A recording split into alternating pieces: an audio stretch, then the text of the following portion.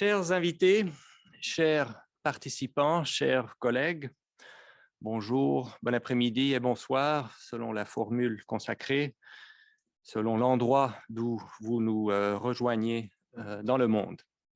Mon nom est Christophe Bernasconi, je suis le secrétaire général de la HCCH et je vous joins du bureau permanent, le secrétariat de l'organisation situé ici à La Haye.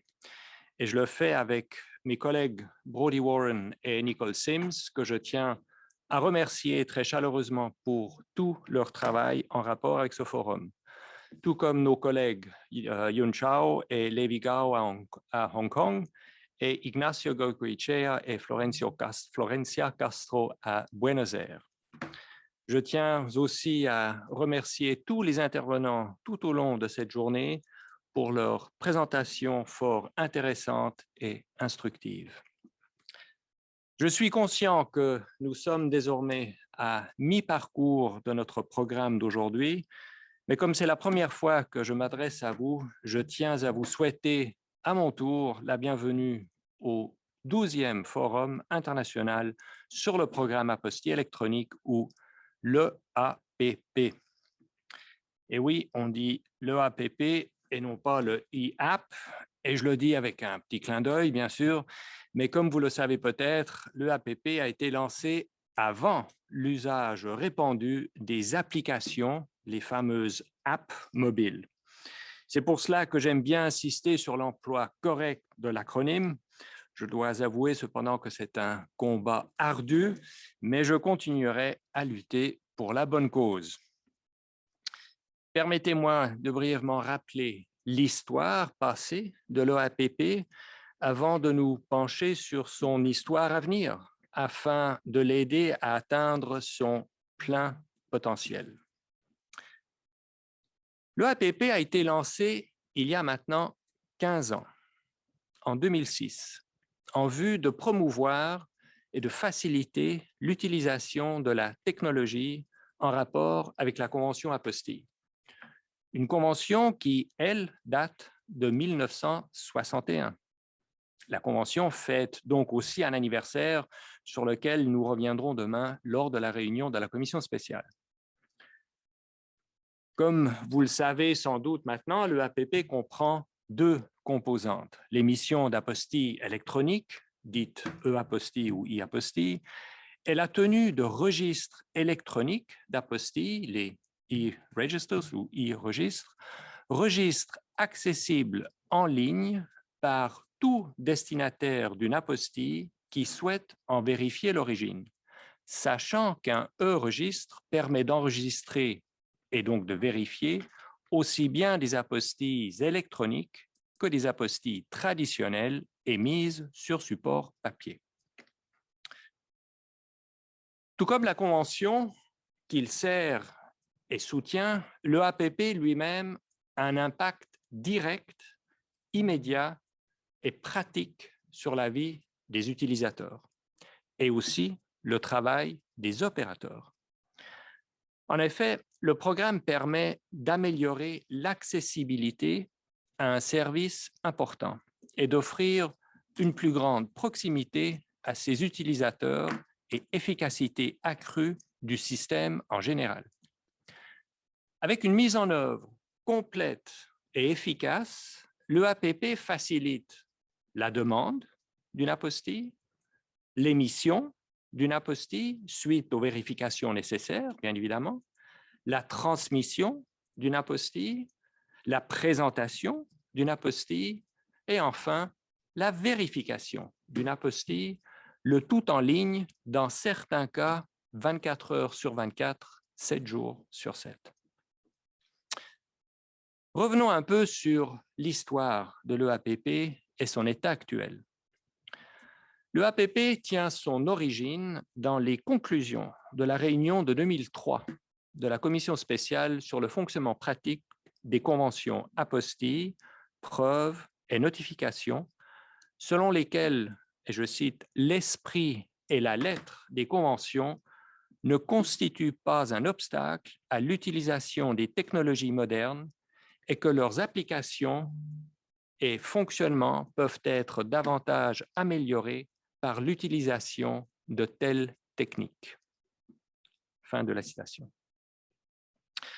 Cette idée a ensuite été reprise et soutenue, développée en 2005 lors du premier forum international sur la notarisation et l'apostille électronique, la première réunion de ce qui est ensuite devenu le Forum international sur l'EAPP et dont nous célébrons aujourd'hui la 12e édition. La HCCH et la National Notary Association des États-Unis d'Amérique ont ensuite lancé le programme pilote apostille électronique en avril 2006 lors de la commission spéciale sur les affaires générales et la politique de la HCCH, ce qui est par la suite devenu, pour ceux qui connaissent bien l'organisation, le Conseil sur les affaires générales et la politique. À la lumière du succès du programme, le recours au terme pilote a été abandonné en 2012, mais le P majuscule a été maintenu et immortalisé dans l'acronyme du programme, l'EAPP étant en quelque sorte devenu une marque de commerce. Le Forum international sur l'EAPP continue à se réunir régulièrement. À la suite des discussions de la 11e réunion du Forum, qui s'est tenue en 2019 à Fortaleza au Brésil, le bon vieux temps des réunions en personne, le Conseil a demandé la mise en place d'un groupe d'experts sur l'utilisation des nouvelles technologies dans la mise en œuvre de l'EAPP. Une réunion qui s'est tenue en mai de cette année. Et cette évolution est venue confirmer le rôle essentiel de l'EAPP dans le fonctionnement pratique de la Convention apostille. Depuis la création de l'EAPP, plus de 40 parties contractantes ont mis en œuvre l'une des deux, voire même les deux composantes de l'EAPP. Ainsi, aujourd'hui, plus de 20 parties délivrent des apostilles électroniques et plus de 40 parties disposent d'un registre électronique. Je tiens ici à mentionner et à remercier tout particulièrement les États qui, dès les premières années, ont mis en œuvre l'EAPP, à savoir la Colombie, la Nouvelle-Zélande et l'Espagne. Cela dit, il y en a eu plusieurs d'autres depuis, et nous avons entendu aujourd'hui de nombreux commentaires très encourageants de pays qui sont sur le point de mettre en œuvre l'EAPP et que nous tenons bien évidemment aussi à remercier pour leurs efforts et leurs encouragements pour que les autres pays suivent le pas. En 2019, plus de 3,5 millions d'apostilles électroniques ont été délivrées. 3,5 millions. Et on compte plus de 3 millions de vérifications effectuées à l'aide d'un registre électronique. Si l'on considère qu'entre 30 et 35 millions d'apostilles sont émises chaque année à travers le monde, nous ne connaissons pas le chiffre exact car toutes les parties contractantes ne tiennent pas de statistiques exactes, mais l'on peut donc penser qu'à peu près 10% des apostilles sont déjà émises sous forme électronique. Quant aux vérifications d'apostilles, l'évolution est encore plus spectaculaire dans la mesure où il y a encore juste quelques années, les vérifications furent très sporadiques et se comptaient sans doute par douzaines et non pas par millions, impliquant souvent une visite des caves obscures et humides des autorités compétentes pour avoir accès aux fichiers en papier que l'on ne savait plus où garder par manque d'espace. Certes, le nombre d'apostilles émises et leur vérification a quelque peu diminué en 2020 en raison de la pandémie, mais ces chiffres vont certainement augmenter à nouveau dans les mois et années à venir. Comment poursuivre sur notre lancée? Comme on l'a vu, l'environnement dans lequel opère la Convention apostille a fondamentalement changé depuis 1961, principalement en raison du développement des technologies de l'information et de la communication. La façon dont les actes publics, ceux-là même pour lesquels les apostilles sont émises, tels que les actes d'état civil ou les actes notariés, eh bien, la façon dont ces actes sont exécutés et transmis dans le monde a aussi fortement évolué. En effet, ils sont de plus en plus émis sous forme électronique. Et il n'y a rien de plus frustrant que de devoir imprimer un acte public électronique et donc perdre tous les avantages liés à la forme électronique pour la seule raison que l'autorité compétente n'est pas en mesure d'émettre une apostille électronique. Parallèlement, les registres publics sont de plus en plus souvent disponibles en ligne, ce qui permet au public d'avoir aisément accès à toute une gamme d'informations pour exercer des activités privées ou commerciales. Il y a 15 ans, il était déjà crucial que la Convention apostille puisse s'adapter aux changements intervenus. Et cette évolution continue. En permettant de répondre aux besoins croissants de l'emploi de la technologie, dans le cadre de la Convention apostille, le APP a sans doute non seulement donné un nouveau souffle à la Convention, mais en a aussi assuré la pertinence et en a sans doute considérablement prolongé la durée de vie pour des décennies. Nous nous réjouissons tout particulièrement de l'élan accru qu'a connu le programme ces dernières années. En effet, le programme a connu une impulsion particulière dans certaines régions du monde, notamment en Amérique latine, où le nombre d'États ayant mis en œuvre au moins une des composantes de l'EAPP a augmenté à un rythme plus rapide que partout ailleurs.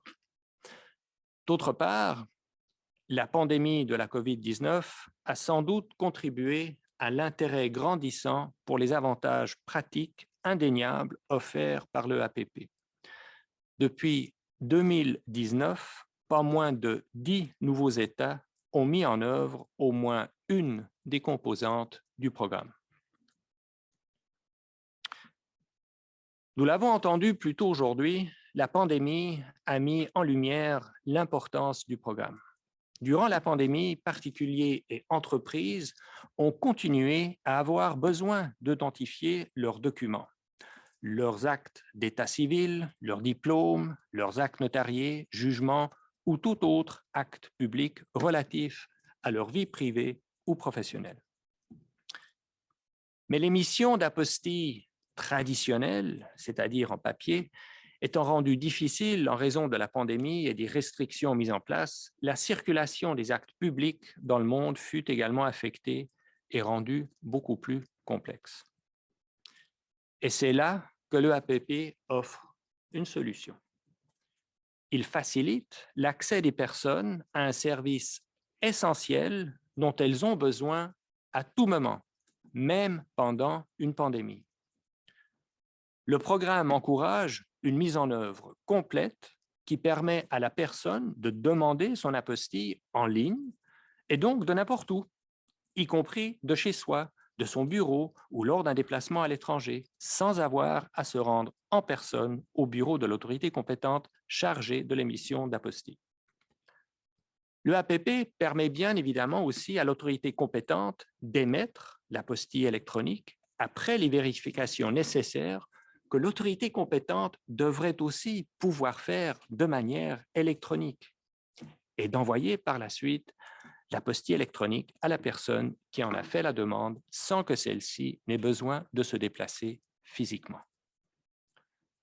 L'émission, l'utilisation et la vérification d'apostilles font partie d'un service indispensable que les États doivent être en mesure de fournir de manière efficace.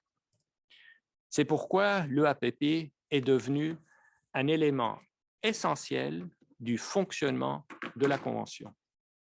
L'EAPP a connu des avancées importantes ces dernières années, mais la pandémie a sans doute donné une impulsion supplémentaire au programme, de sorte que la Convention ne peut plus vraiment être dissociée de l'EAPP. Je pense que nous commençons juste à percevoir l'importance et le potentiel énorme du programme. Aussi, j'espère que nous pouvons continuer sur cette lancée.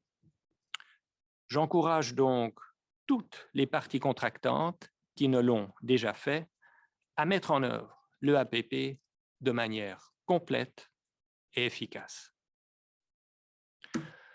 Je vous remercie de votre attention et vous souhaite une bonne suite du forum. Et sur ça, je rends la parole à Nicole, qui sera notre modératrice pour cette session. Merci.